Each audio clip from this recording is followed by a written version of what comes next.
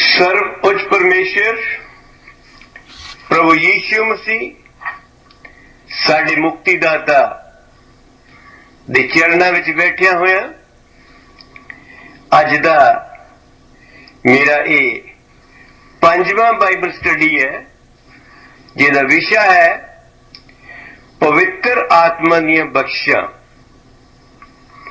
पिछले 4 लेक्चर विच तुसीं पवित्र आत्मा बारे काफी जानकारी हासिल की होगी अते इसे विषय नूं अगे वधांदे होए अज मैं 5वां लैक्चर लैके तुहाडी सेवा विच हाज़र हां। विषय विशेषकर अज दा है कि मनुख दोबारा किवें जन्मदा है। यूहन्ना दी अंजील अध्याय 3 दी वर्ष 5 विच इस तरह है कि यीशु ने उत्तर दिता, मैं तैनू सच सच आखदा हां कि कोई मनुख जेकर जल और आत्मा तो ना जम्मे तां परमेश्वर दे राज विच नहीं वड़ सकता। असीं ये परमेश्वर दे हुक्म नाल परमेश्वर दे वचन विचों ये ग्रहण करते हां कि परमेश्वर दे राज विच वड़न लई मनुख नूं दोबारा जमना जरूरी है। मनुख गिरावट विच किवें गया? मनुख उस पवित्र रूह तो किवें विछड़ गया?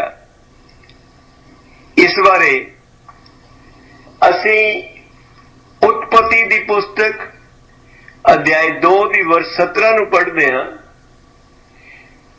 पर भले बुरे दी सियाण दे बिरछ तो ना खाई, क्यों जो जिस दिन तू खावें जरूर मर जावेगा। ये खुदाबंद खुदा सर्वोच्च परमेश्वर सृष्टिकर्ता दी केवल एक कमांडमेंट सी जिनू मनुख पाल ना सकिया। मनुख उहदे अनुसार काम ना कर सकिया अते ओ पाप विच डिग के परमेश्वर तो वखरा हो गया। आदम ते हवा नूं अच्छाई अते बुराई दी समझ वाले पेड़ कोल जाण दी मनाही सी। इसदा अर्थ है कि जेकर वो इस हुक्म दी उलंघना करनगे तां उसे ही दिन वो यकीनन मर जाएंगे। जिस तरह दर्ज है उन्होंने उलंघना की थी पर शरीरक रूप विच वो उसे दिन नहीं मरे, भावें कि उन्हां अंदर कोई चीज मर गई। उन्हां दा एक हिस्सा उसे दिन मर गया। उस दिन तो बाद उन्हां विच कुछ अलग सी, एक बदलाव सी। उन्हां दा परमेश्वर दे नाल प्यार दा रिश्ता खत्म हो गया। वो परमेश्वर तो अलग हो गए अते उसकी मौजूदगी तो दूर हो गए। असीं उत्पत्ति दी पुस्तक विच पढ़ते हैं कि जिहड़े आदम अते हवा हमेशा परमेश्वर की संगत विच रहिंदे सन, वो ये पाप करन तो बाद परमेश्वर तो लुकण लग गए। ਦੀਆਂ ਔਲਾਦਾਂ, ਕਿਉਂਕਿ ਇਹ ਪਾਪ ਖੂਨ ਵਿੱਚ ਚਲਾ ਗਿਆ, ਸੋ ਅਸੀਂ ਉਹਨਾਂ ਦੀਆਂ ਔਲਾਦਾਂ ਅੱਜ ਵੀ ਪਰਮੇਸ਼ਰ ਤੋਂ ਛੁਪੇ ਫਿਰਦੇ ਹਾਂ ਅਤੇ ਉਸ ਦਾ ਸਾਹਮਣਾ ਕਰਨ ਦੀ ਹਿੰਮਤ ਨਹੀਂ ਕਰਦੇ। ਕੇਵਲ ਵਿਸ਼ਵਾਸੀ ਲੋਕ, ਜਿਨ੍ਹਾਂ ਨੂੰ ਸਰਵ ਉੱਚ ਪਰਮੇਸ਼ਰ ਵੱਲੋਂ ਪਵਿੱਤਰ ਆਤਮਾ ਦੀ ਬਖਸ਼ਿਸ਼ ਹੈ, ਉਹ ਖੁਦਾਬੰਦ ਖੁਦਾ ਤੋਂ ਡਰਦੇ ਨਹੀਂ, ਪਰ ਉਹਨੂੰ ਪਿਆਰ ਕਰਦੇ ਹਨ, ਕਿਉਂਕਿ ਉਸ ਖੁਦਾਬੰਦ ਖੁਦਾ ਨੇ ਮਨੁੱਖ ਨੂੰ ਪਿਆਰ ਕੀਤਾ। ਉਸ ਖੁਦਾਬੰਦ ਖੁਦਾ ਨੇ ਮਨੁੱਖ ਨੂੰ ਆਪਣੇ ਨਾਲ ਜੋੜਨ ਲਈ ਆਪਣਾ ਇਕਲੌਤਾ ਪੁੱਤਰ ਵੀ ਨਾ ਬਚਾਇਆ।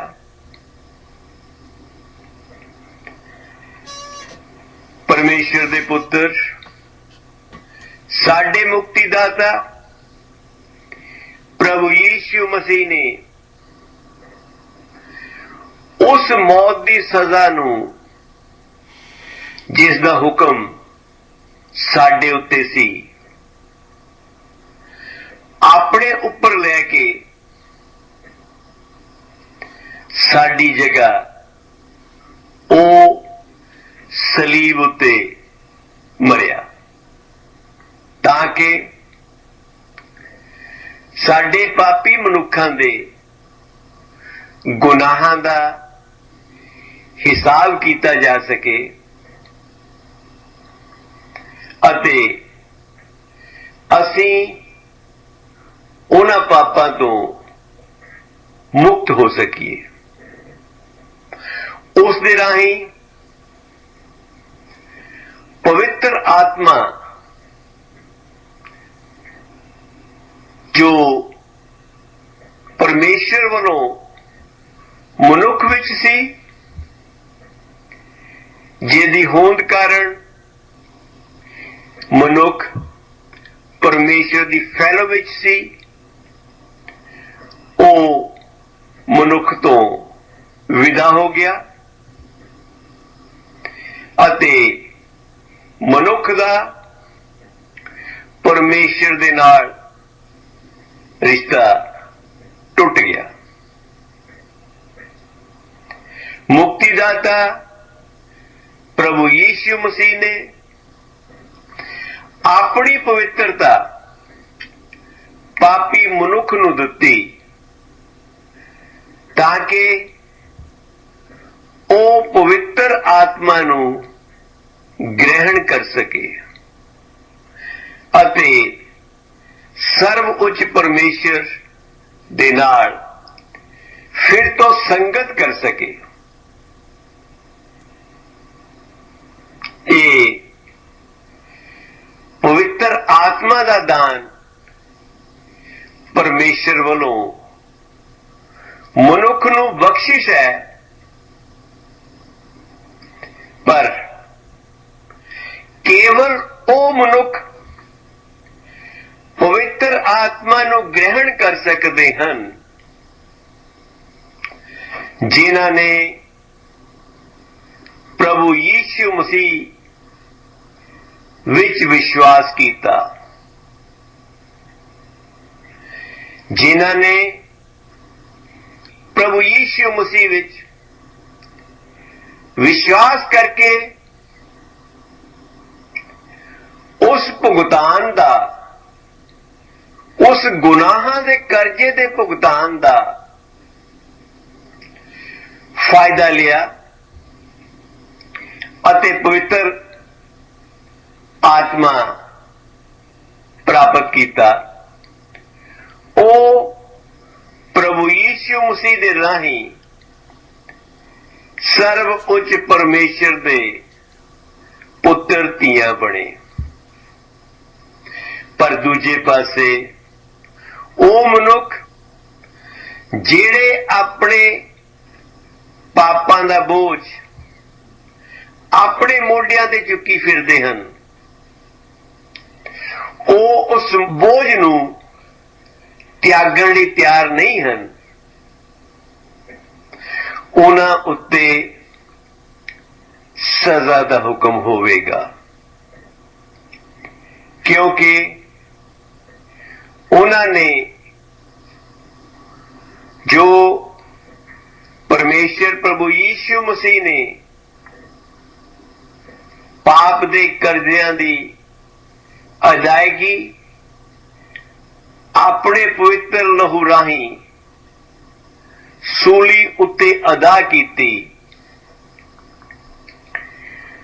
ਉਹਨਾਂ ਨੇ ਉਸ ਨੂੰ ਕਬੂਲ ਨਹੀਂ ਕੀਤਾ ਅਤੇ ਉਸ ਵਿੱਚ ਨਿਸ਼ਚਾ ਨਹੀਂ ਲਿਆਏ। ਸਮਾਜ ਵਿੱਚ, ਸੁਸਾਇਟੀ ਵਿੱਚ ਬਹੁਤ ਤਰ੍ਹਾਂ ਦੇ ਸਾਧ ਸੰਤ, ਬਾਬੇ, ਡੇਰੇ ਆਦਿ ਤੁਹਾਨੂੰ ਇਹ ਯਕੀਨ ਦਿਲਾਉਂਦੇ ਹਨ ਕਿ ਉਹ ਤੁਹਾਨੂੰ ਮੁਕਤੀ ਦਾ ਰਸਤਾ ਦੱਸਣਗੇ, ਉਹ ਤੁਹਾਨੂੰ ਮੁਕਤੀ ਦਿਲਾਣਗੇ। ਪਰ ਵਚਨ ਦੱਸਦਾ ਹੈ ਇਹ ਫਾਲਸ ਪ੍ਰੋਫਿਟਸ ਨਰਕ ਦੀ ਭੱਖ ਦੀ ਭੱਠੀ ਵਿੱਚ ਤੁਹਾਤੋਂ ਵੀ ਪਹਿਲੋਂ ਹੋਣਗੇ, ਕਿਉਂਕਿ ਉਹ ਖੁਦ ਗੁੰਮਰਾਹ ਹਨ ਅਤੇ ਉਹਨਾਂ ਨੇ ਤੁਹਾਨੂੰ ਗੁੰਮਰਾਹ ਕੀਤਾ। ਉਹ ਤੁਹਾਨੂੰ ਮੁਕਤੀ ਦਾ ਰਾਹ, ਤੁਹਾਡੀ ਅਨੰਤ ਕਾਲ ਮੌਤ ਦੱਸ ਰਹੇ ਹਨ ਕਿ ਤੁਸੀਂ ਵਿਲੀਨ ਹੋ ਜਾਓਗੇ। ਪਰ ਪ੍ਰਭੂ ਯੀਸ਼ੂ ਮਸੀਹ ਤੁਹਾਨੂੰ ਅਨੰਤ ਕਾਲ ਮੌਤ ਦਾ ਰਾਹ ਨਹੀਂ ਦੱਸਦਾ, ਉਹ ਅਨੰਤ ਕਾਲ ਜੀਵਨ ਦਾ ਰਾਹ ਦੱਸਦਾ ਹੈ। ਇਹ ਬਾਬੇ ਤੁਹਾਨੂੰ ਦੱਸਦੇ ਹਨ ਕਿ ਤੁਸੀਂ ਸਰਵ ਉੱਚ ਪਰਮੇਸ਼ਰ ਵਿੱਚ ਵਿਲੀਨ ਹੋ ਜਾਓਗੇ। ਉਹ ਭੁੱਲਿਓ, ਸਰਵ ਉੱਚ ਪਰਮੇਸ਼ਰ ਅਤੀ ਪਵਿੱਤਰ ਹੈ, ਉਹ ਰੂਹ ਹੈ, ਉਹ ਸਪਿਰਿਟ ਹੈ। ਕੋਈ ਵੀ ਸਰੀਰ ਉਸ ਵਿੱਚ ਮਰਜ ਨਹੀਂ ਹੋ ਸਕਦਾ, ਉਸ ਵਿੱਚ ਵਿਲੀਨ ਨਹੀਂ ਹੋ ਸਕਦਾ ਅਤੇ ਜਦ ਤੱਕ ਤੁਸੀਂ ਰੂਹਾਨੀਅਤ ਵਿੱਚ ਜਨਮ ਨਹੀਂ ਲੈਂਦੇ ਉਸ ਦੀ ਸੰਗਤ ਵਿੱਚ ਨਹੀਂ ਜਾ ਸਕਦੇ। ਰੂਹਾਨੀਅਤ ਵਿੱਚ ਜਨਮ ਲੈਣਾ ਤੁਹਾਡਾ ਪਵਿੱਤਰ ਆਤਮਾ ਦਾ ਬਪਤਿਸਮਾ ਲੈਣਾ ਹੈ। ਜਦੋਂ ਰੱਬ ਪਰਮੇਸ਼ਰ ਤੁਹਾਨੂੰ ਪਵਿੱਤਰ ਆਤਮਾ ਦਾ ਦਾਤ ਦੇ ਕੇ ਤੁਹਾਨੂੰ ਆਪਣੇ ਰਾਜ ਲਈ ਸੀਲਬੰਦ ਕਰ ਲੈਂਦਾ ਹੈ, ਕਿਉਂਕਿ ਪਰਮੇਸ਼ਰ ਕੇਵਲ ਸਪਿਰਿਟ ਹੈ, ਉਸ ਵਿੱਚ ਉਸ ਕੋਲ ਕੇਵਲ ਆਤਮਾਵਾਂ ਜਾ ਸਕਦੀਆਂ ਹਨ।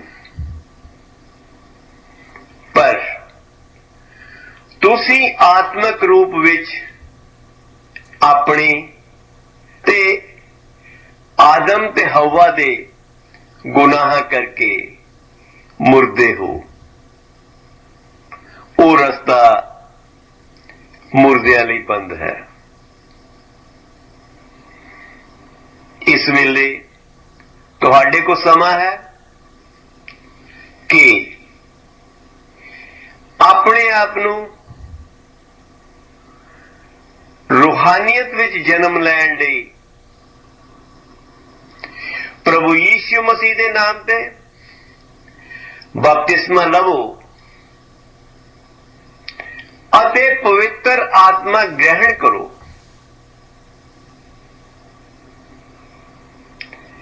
मेरा पवित्र आत्मा ग्रहण करन दे लई तुहानू कहना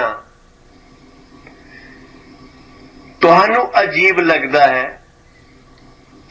पर वो आनंद जेड़ा पवित्र आत्मा दे ग्रहण करन तो प्राप्त हुंदा है, भोलिओ तुसीं उस नूं नहीं जाणदे।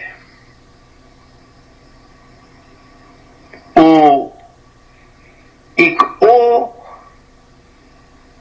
आनंद है जिसनूं बयान नहीं किया जा सकता, केवल अनुभव किया जा सकता है। अते उस अनुभव लई तुहानू प्रभु यीशु मसीह दे राही आउणा पवेगा, क्योंकि राह, सच्चाई अते जीवन केवल यीशु मसीह है। इस तो इलावा होर कोई नहीं।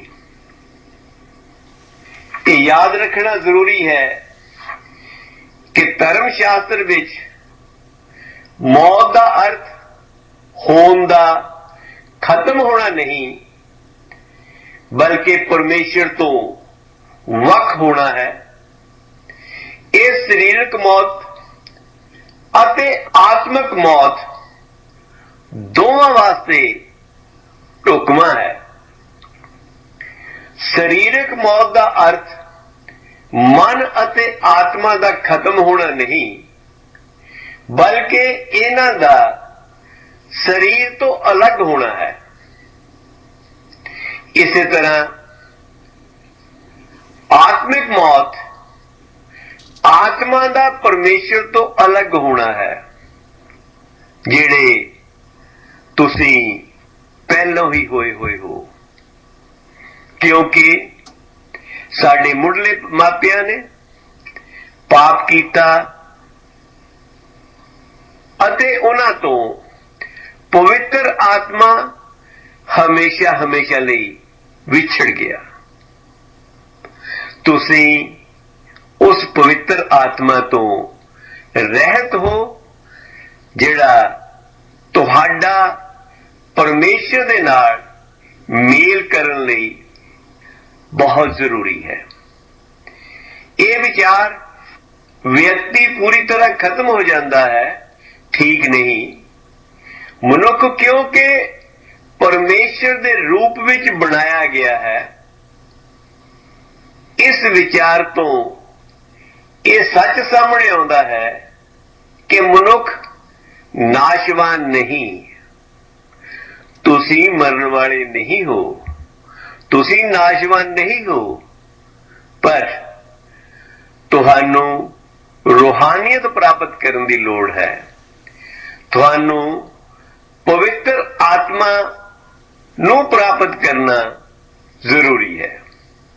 इसका यह अर्थ नहीं कि मृत्यु तो बाद मनुख अपनी किस्मत बना या बिगाड़ सकता है।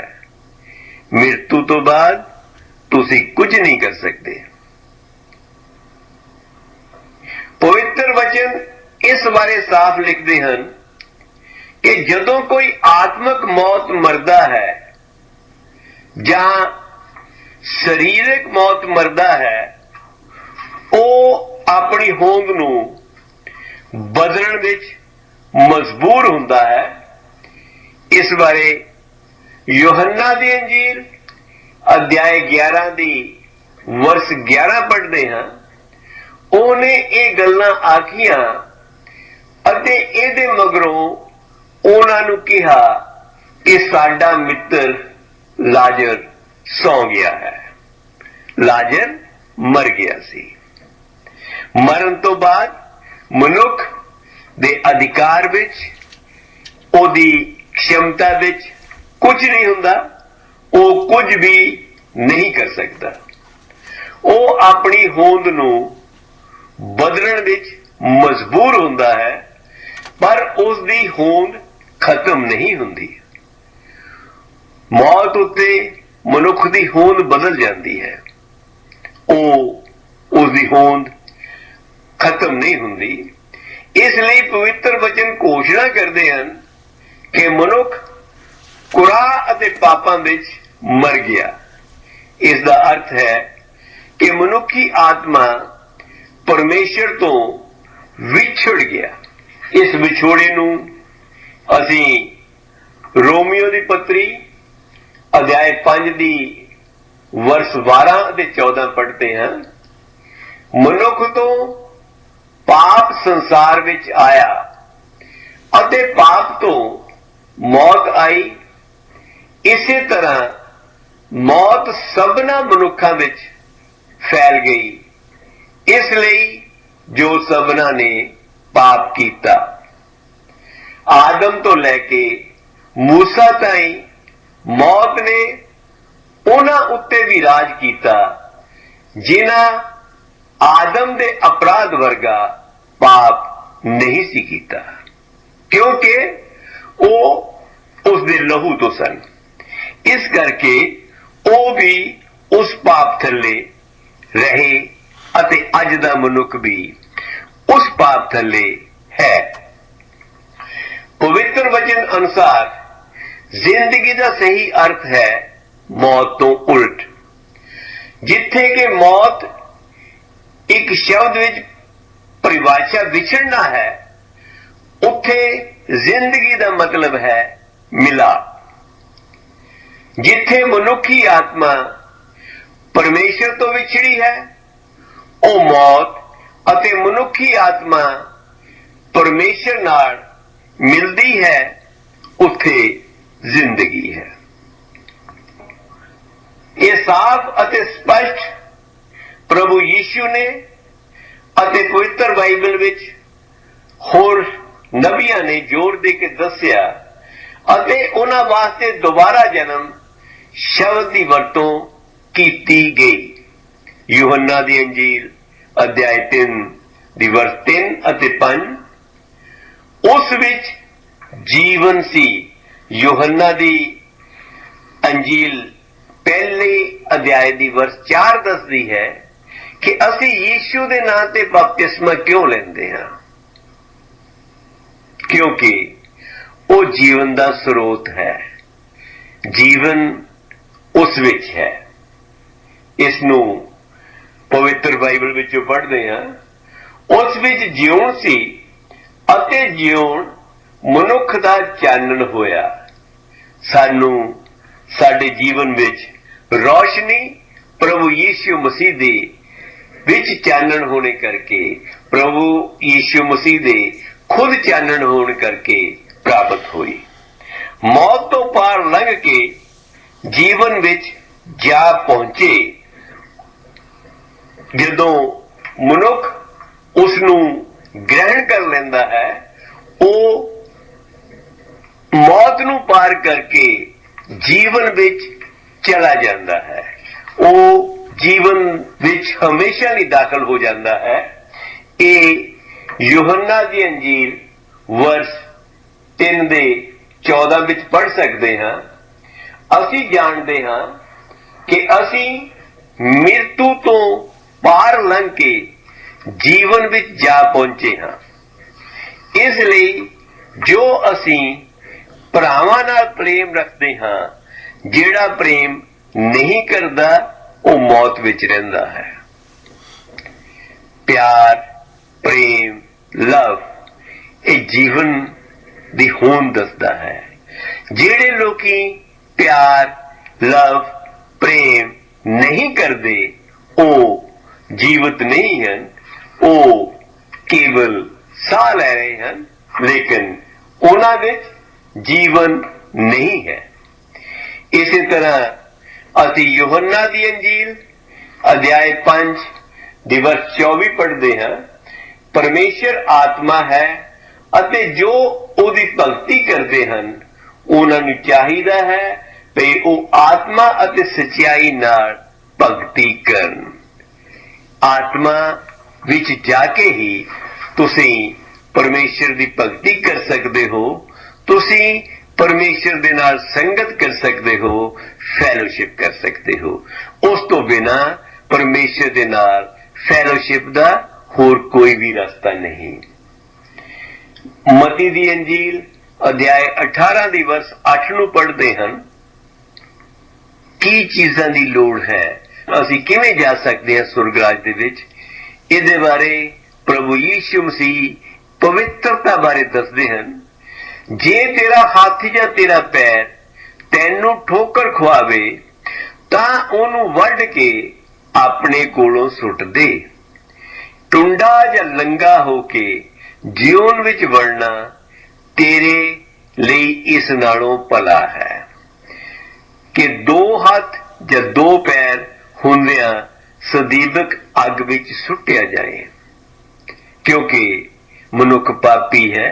ਪਾਪਾਂ ਤੋਂ ਬਚਣ ਲਈ ਪ੍ਰਭੂ ਯੀਸ਼ੂ ਮਸੀਹ ਕਹਿੰਦੇ ਹਨ ਕਿ ਜੇ ਤੇਰਾ ਹੱਥ ਪਾਪ ਕਰਦਾ ਹੈ ਤੂੰ ਹੱਥ ਨੂੰ ਵੱਢ ਸੁੱਟ, ਜੇ ਤੇਰਾ ਪੈਰ ਪਾਪ ਕਰਦਾ ਹੈ ਤੂੰ ਪੈਰ ਨੂੰ ਆਪਣੇ ਕੋਲੋਂ ਹਟਾ ਦੇ, ਤਾਂ ਕਿ ਤੇਰਾ ਪੂਰਾ ਸਰੀਰ ਨਰਕ ਦੀ ਅੱਗ ਵਿੱਚ ਨਾ ਜਾਵੇ, ਪਰ ਤੂੰ ਟੁੰਡਾ ਜਾਂ ਲੰਗੜਾ ਹੋ ਕੇ ਵੀ ਸੁਰਗ ਦੇ ਵਿੱਚ ਜ਼ਰੂਰ ਜਾਵੇਂ।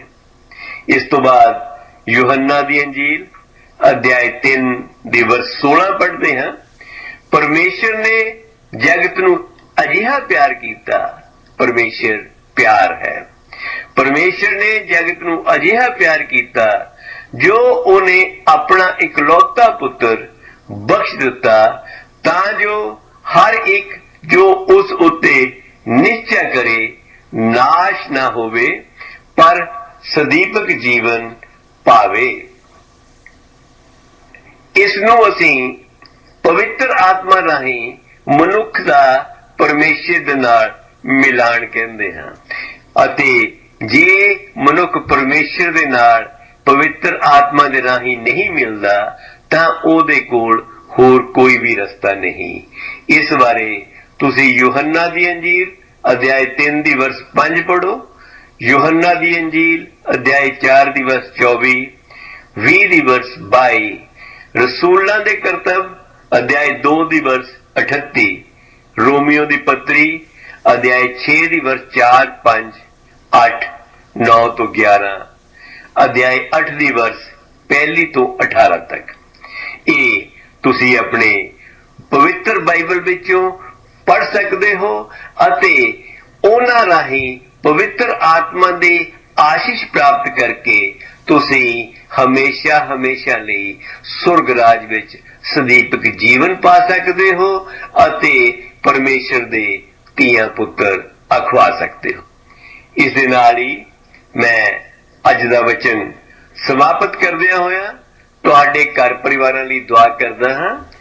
ਤੁਹਾਡੇ ਪਰਿਵਾਰਾਂ ਵਿੱਚ ਤੰਦਰੁਸਤੀ ਰਵੇ ਅਤੇ ਤੁਹਾਡੀ ਹਰ ਘਟੀ ਕਮੀ ਪੂਰੀ ਹੋਵੇ। ਪਰਮੇਸ਼ਰ ਦੀ ਆਸ਼ੀਸ਼ ਪਵਿੱਤਰ ਆਤਮਾ ਤੁਹਾਡੀ ਰੱਖਿਆ ਕਰੇ ਅਤੇ ਤੁਸੀਂ ਪਰਮੇਸ਼ਰ ਵੱਲ ਮੁੜੋ ਅਤੇ ਆਪਣੇ ਆਪ ਨੂੰ ਸਦੀਵਕ ਜੀਵਨ ਲਈ ਤਿਆਰ ਕਰੋ। ਰਾਹ, ਸਚਾਈ ਅਤੇ ਜੀਵਨ ਕੇਵਲ ਯੀਸ਼ੂ ਹੈ। ਤੁਸੀਂ ਅੱਜ ਹੀ ਪਰਮੇਸ਼ਰ ਪ੍ਰਭੂ ਯੀਸ਼ੂ ਮਸੀਹ ਉੱਤੇ ਨਿਸ਼ਚੈ ਕਰਕੇ ਉਸ ਦੇ ਨਾਂ ਤੇ ਬਪਤਿਸਮਾ ਲੈ ਕੇ ਪਵਿੱਤਰ ਆਤਮਾ ਗ੍ਰਹਿਣ ਕਰੋ। ਆਮੀਨ।